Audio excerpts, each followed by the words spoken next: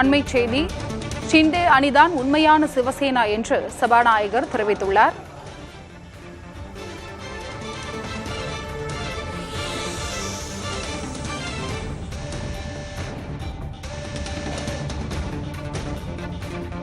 ஷிண்டே அணிதான் உண்மையான சிவசேனா என்று மகாராஷ்டிர சபாநாயகர் தீர்ப்பு வழங்கியுள்ளார். சிவசேனா கட்சியின் தலைவராக ஏக்நாத் ஷிண்டே அறிவிக்கப்பட்டுள்ளார். 2022 ஷிண்டே தரப்பு எம்எல்ஏக்களை உத்தவ் தாக்கரே நீக்கியது செல்லாது என்று சபாநாயகர் தெரிவித்துள்ளார். எம்எல்ஏக்கள் தகுதி நீக்க விவகாரத்தில் மகாராஷ்டிர சட்டசபை சபாநாயகர் தற்பொழுது தீர்ப்பு வழங்கியுள்ளார். ஷிண்டே அணிதான் உண்மையான சிவசேனா என்று தீர்ப்பு வழங்கியுள்ளார். ஏக்நாத் ஷிண்டேவை சட்டமன்ற கட்சித் தலைவர் பதவியிலிருந்து நீக்க உத்தவ் தாக்கரேவுக்கு அதிகாரம் இல்லை என்று சபாநாயகர் தெரிவித்துள்ளார்.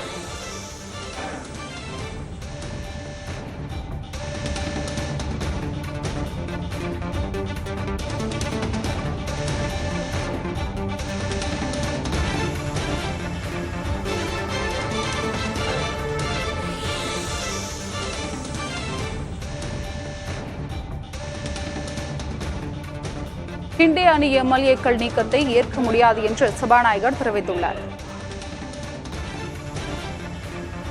கூடுதல் விவரங்களை வழங்குவதற்காக செய்தியாளர் கணபதி இணைப்பில் இருக்கிறார். கணபதி, இந்த தீர்ப்புல ஒட்டுமொத்தமா சபாநாயகர் என்ன தீர்ப்பு வழங்கியுள்ளார்? சிவசேனா கட்சியில் ஏற்பட்ட பிளவு குறித்த பல்வேறு அம்சங்களை பரிசீலித்ததாகவும் அதன் அடிப்படையிலே ஏக்நாத் ஷிண்டேவை கட்சியிலிருந்து நீக்க உத்தவ் தாக்கரேவுக்கு அதிகாரம் இல்லை என்பது தெளிவாக இருப்பதாகவும் சபாநாயகர் ராகுல் நார்வேக்கர் தெரிவித்திருக்கிறார். அவரது இறுதி முடிவாக ஷிண்டே பிரிவுதான் உண்மையான சிவசேனா பிரிவு என அவர் தெரிவித்திருக்கிறார். அவருடைய தீர்ப்பின் பல்வேறு அம்சங்களை இன்னும் அவர் படித்துக் கொண்டிருக்கும் நிலையிலே முக்கிய அம்சங்களை ஏற்கனவே வலியுறுத்திவிட்டார். ஏக்நாத் ஷிண்டே பிரிவுதான் உண்மையான சிவசேனா. அதன் தலைவராக ஏக்நாத் ஷிண்டே செயல்பட்டு வருகிறார். அந்த ஏக்நாத் ஷிண்டே பிரிவு பாரதிய ஜனதாவுடன் கூட்டணியில் இருந்து அரசு அமைத்து மகாராஷ்டிராவிலே ஆட்சி செய்து வருகிறது. அந்த பிரிவுதான் உண்மையான சிவசேனா. உத்தவ் தாக்கரே பிரிவு உண்மையான சிவசேனா அல்ல. அவர்கள் நடத்தியதாக சொல்லப்படும் பொதுக்குழு கூட்டங்கள் மற்றும் பல்வேறு அவர்களுடைய வாதங்களுக்கான ஆதாரங்கள் ஆகியவை தவறாக இருக்கின்றன என குறிப்பிட்டிருக்கிறார். உத்தவ் தாக்கரே பிரிவு பொதுக்குழு கூட்டம் நடத்திய போது அதற்கு ஷிண்டேவுக்கும் அழைப்பு விடுத்ததாக கூறியிருந்தது. ஆனால் அது வாட்ஸ்அப் மூலமாக அனுப்பப்பட்ட தகவல் எனவும் அந்த தகவல் கூட்டம் முடிந்த பின்னர் அனுப்பப்பட்டிருக்கிறது என்பது போன்ற பல்வேறு விவரங்களை சபாநாயகர் ராகுல் நார்வேக்கர் தனது முடிவிலே குறிப்பிட்டிருக்கிறார். நீண்ட நெடுங்காலமாக எதிர்பார்க்கப்பட்டு வந்த இந்த தீர்ப்பு இன்று இறுதியாக வெளியே வந்திருக்கிறது. சென்ற வருடத்திலிருந்தே பல மாதங்களாக தொடர்ந்து எப்போது இந்த தீர்ப்பு வெளிவரும் என எதிர்பார்க்கப்பட்டு வந்தது. அந்த சமயத்திலேதான் உத்தவ் தாக்கரே பிரிவை சேர்ந்தவர்கள் தீர்ப்பு ஷிண்டே பிரிவுக்கு எதிராக வரும் என்பதால் வேண்டுமென்றே அதை சபாநாயகர் தாமதப்படுத்துகிறார் என உச்சநீதிமன்றத்திலே கூட புகார் செய்தனர்.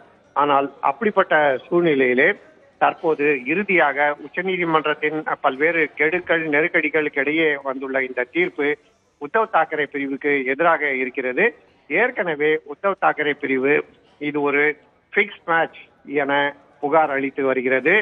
முதலமைச்சர் ஷிண்டேவை சமீபத்திலே சபாநாயகர் சந்தித்தது ஏன் என்ற கேள்வியையும் எழுப்பி உச்சநீதிமன்றத்திலே புதிதாக மனு ஒன்றையும் தாக்கல் செய்திருக்கிறது. இப்படிப்பட்ட சூழ்நிலையில்தான் மகாராஷ்டிரா அரசியலிலே ஒரு புதிய திருப்பமாக இந்த தீர்ப்பு வெளிவந்திருக்கிறது. இதன் மூலமாக உத்தவ் தாக்கரே பிரிவு மக்களவை தேர்தல் வரவுள்ள நிலையிலே எத்தகைய பின்னடைவை சந்திக்கும் என்ற கேள்விக்குறியும் எழுந்திருக்கிறது. ஆகவே சபாநாயகர் தனது முக்கிய தீர்ப்பை தற்போது தெரிவித்திருக்கிறார். அடுத்த கட்டமாக நீதிமன்றங்களிலே இது வழக்காக மீண்டும் வாதிடப்படுவதற்கான வாய்ப்பு இருக்கிறது. அருணா, 2022 உத்தவ் தாக்கரே சிவசேனா எம்எல்ஏக்களை தகுதி நீக்கம் செய்தார். அது செல்லாது என்று தற்பொழுது சபாநாயகர் ஒரு தீர்ப்பு வழங்கியுள்ளார். ஷிண்டே அணிதான் உண்மையான சிவசேனா என்றும் சபாநாயகர் தெரிவித்துள்ளார். நீண்ட காலமாக எதிர்பார்க்கப்பட்ட தீர்ப்பு வெளியாகியுள்ளது. உங்களுடைய தகவலுக்கு நன்றி கணபதி.